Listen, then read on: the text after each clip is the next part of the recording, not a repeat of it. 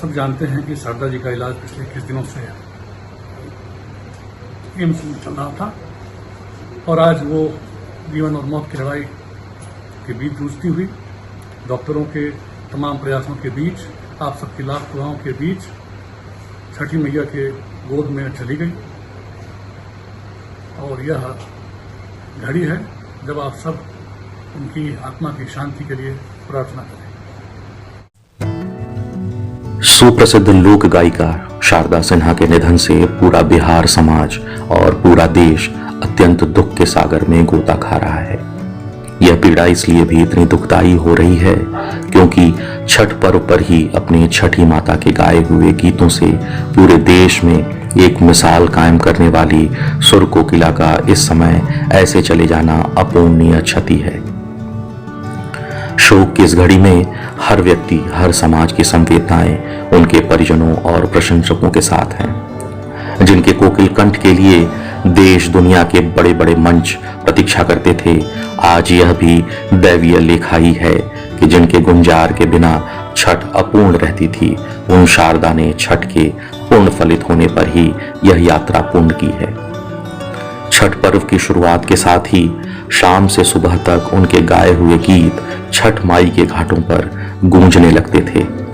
शारदा जी का गायन स्वच्छ नदी के प्रवाह जैसा लगता है। ईश्वर ने कोकिला के जाने का समय भी छठ का समय चुना है, एक संयोग ही है।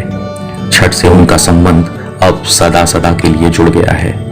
फुहरता परोसकर भोजपुरी इंडस्ट्री में गंदगी फैलाने वालों के बीच शारदा सिन्हा ने अपनी मधुर आवाज से भोजपुरी को एक नई दिशा और नई जिंदगी दी। भोजपुरी में आध्यात्मिक गानों को दुनिया के कोने कोने तक पहुंचाया।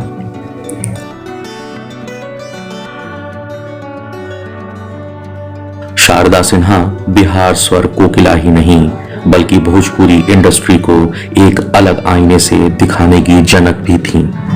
शारदा सिन्हा द्वारा श्री राम भद्राचार्य को सुनाया गया यह गीत सुनिए और महसूस कीजिए इस आवाज को।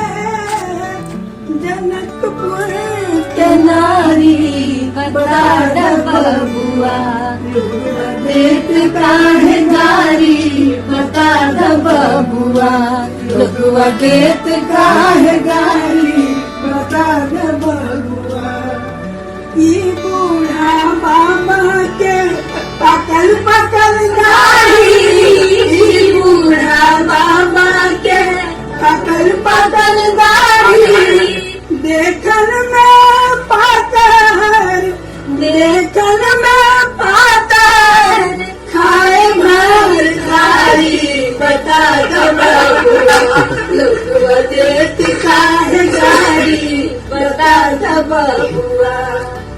राजा दशरथ जी कैलन होशियारी, राजा दशरथ जी कैलन होशियारी, एकटा मरद पर, एकटा मरद पर, तीन तीन हमारा बबुआ, लोगवा देत काहे गाड़ी, बता दो बबुआ, लोगवा देत काहे गाड़ी, बता दो बबुआ। शारदा सिन्हा के गीतों ने ग्रामीण जीवन, आस्था और परिवार की महत्ता को बड़े अनूठे तरीके से उभारा। ऐसा कहा जाता है कि उनकी आवाज में एक सच्चाई और एक मधुर मिठास पाई जाती थी जो सीधे लोगों के दिलों तक पहुंचती थी। उनके गीत विशेषकर छठ पूजा के समय बिहार के गांव-गांव में एक परंपरा बन गए थे और विगत कई वर्षों से पूरे देश और विदेश में भी, जिनसे हर घर में खुशी और अपनापन महसूस भी होता था। शारीरिक रूप से भले ही वह अब हमारे बीच नहीं है, लेकिन उनकी आवाज, उनके गीत और उनकी यादें सदैव हमारे बीच मौजूद रहेंगी।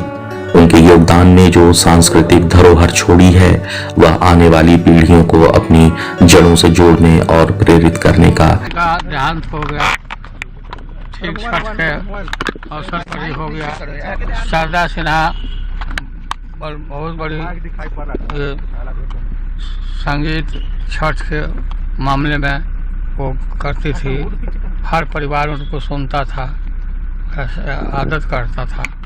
मैं भगवान से प्रार्थना करता हूँ, सूर्य भगवान से, कि शारदा सिन्हा की आत्मा को शांति प्रदान करें और जितने भी उनके श्रोता लोग हैं उनको बहुत बड़ी क्षति है।